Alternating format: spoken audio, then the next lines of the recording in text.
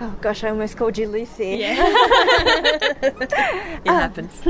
Well, Cindy and Francesca, so we've just seen Juicy in Canberra for the first time. What's your reaction every time you see it? I mean, how many times have you seen it now on this big screen? We've seen it nearly every time it's shown on the big screen, and every time is different. Every audience brings a different energy, whether they're a bunch of laugh-out-louders, which is always welcome, but then there's really intense, quiet audiences that come out and just say, we're really into the film, we really enjoyed it, and you never know what you're going to expect from it, which is really exciting. That's the best part, because you do all the hard yards of the acting in the last 3 years and then putting it all together, and then this is sort of reaping a reward, whereas normally when you do live theatre it's immediate, you get that reaction straight away, but it's thrilling to be able to enjoy it with other people enjoying it too. So you mentioned live theatre, and I understand that both of you have quite the background in theatre. Have you caught the screen bug now? Yes. Absolutely.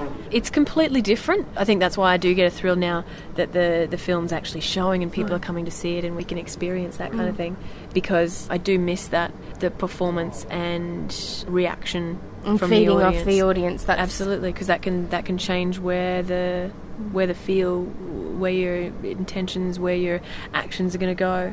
I miss the stage. I do. Bright lights. Love film, love every opportunity that we're given. And theatre at this point is not that lucrative, but there's nothing like it. There's not a feeling in the world that compares. No. Okay. Well, how does it compare to seeing your own image projected up all big and large there on the screen? Well, bless the post-production company for making and grading. So pretty. illuminating on the screen. I never get used to it. I cringe and I smile at the same places every time. But I'm a lot more uncomfortable with it than you are.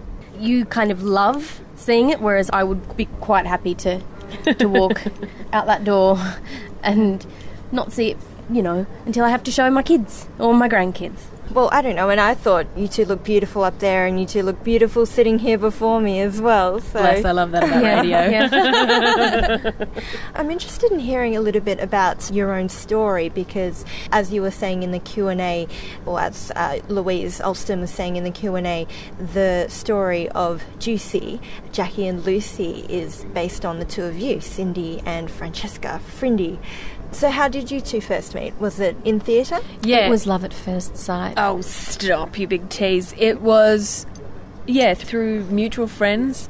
There's a saying that goes, there's only about 12 people in Brisbane, and, you pretty much know all of them, or one of them, or someone is connected by someone somehow, and the theatre scene, the independent theatre scene, the amateur theatre scene was even smaller, so we hung out in the same circles, and eventually, I wouldn't say girl crush, but after... Womance might be more appropriate, absolutely. Though. We, cultivated quite a womance after some disappointing... Romance. Yeah. Oh. So there were breakups, and then we made up, and we've been inseparable ever since. And you both used to work in a video store. That just is like correct. In the movie. Yep. Absolutely.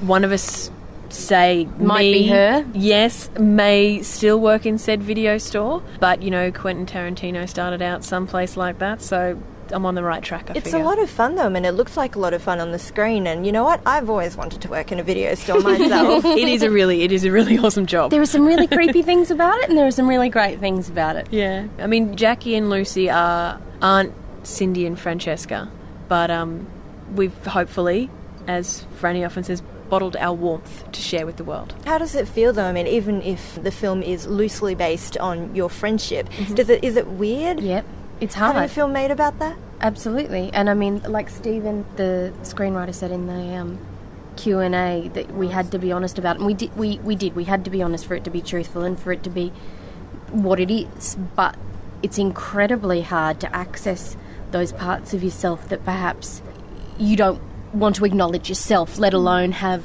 a cinema full of people acknowledge it on your behalf. And at the same time, having your secret language or your in-jokes or your thoughts on the world Memorex forever is really quite special. In writing the script then, what sorts of things did Stephen consult with you about? everything and anything. Yeah, there are a lot of situations. What would you do in this situation? What would you say? How would you feel?